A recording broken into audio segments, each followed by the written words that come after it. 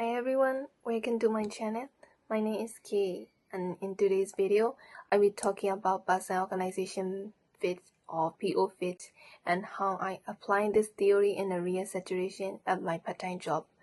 This video is for a university assignment, so I explain the concept briefly and share what I learned from the experience. Alright, let's get started. First, I would like to explain the concept of person organization fit, also called PO fit. PO fit refers to how where a person matches an organization, especially in terms of values and beliefs. In simple terms, it means whether a person feels that they belong in an organization. According to research, PO fit mainly focus on value congruence, which means how similar a person's values are to the organization's value.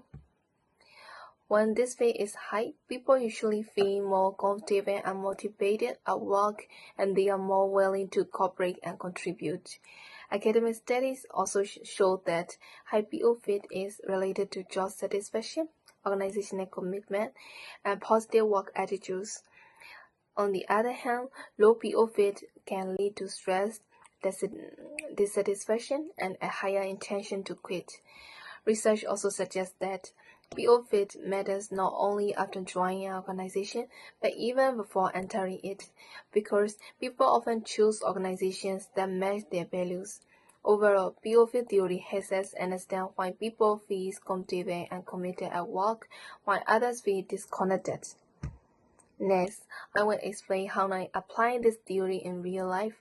The person I'm trying to influence was a coworker at my part-time job.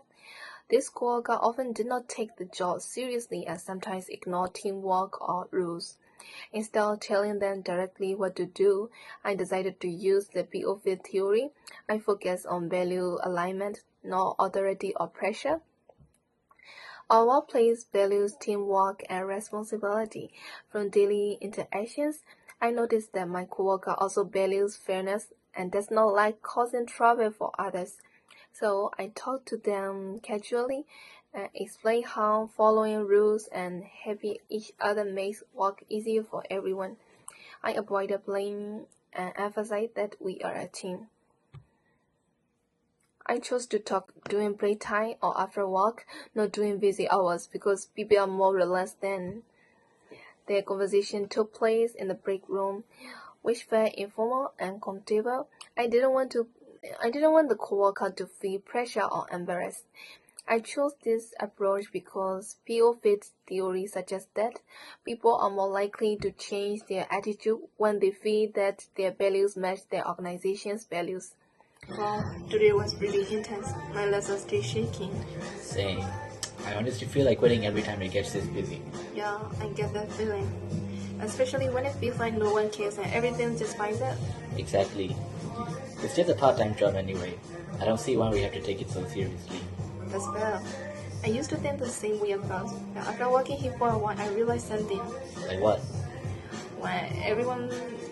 Even one person stops following the rules or doesn't help out, the rest are expedient immediately. The shift gets more struggle for everyone. Yeah. I guess sometimes we do end up covering for others. Right. And honestly, I don't think the rules are just for the manager. They're kind of there to protect us too. I never thought about it like that. I just thought they were being strict for no reason.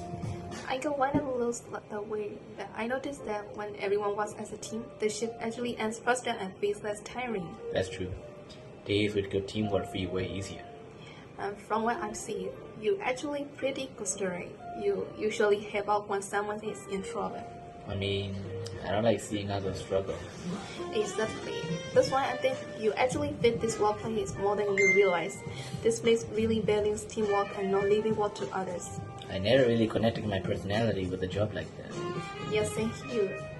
I used to think fit only mattered for full-time jobs, but it kind of matters even here. But sometimes it's hard to care when you try it at NFA. That's totally true. I'm not saying we have to leave the job, but if we help each other, at least the shift becomes less painful. Yeah. I guess making things harder for others doesn't really help you either. Exactly. When everyone's on the same page, the mood is better too. I actually feel less stressed when I know we're working together.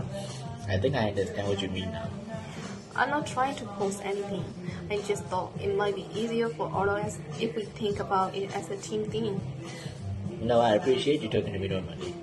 If you yelled at me or something, I probably would listen. You're saying I hate that kind of pressure too. I'll try to be more aware next time, especially when it's busy. That's more than enough. Thanks for hearing me out. Thanks for explaining it properly.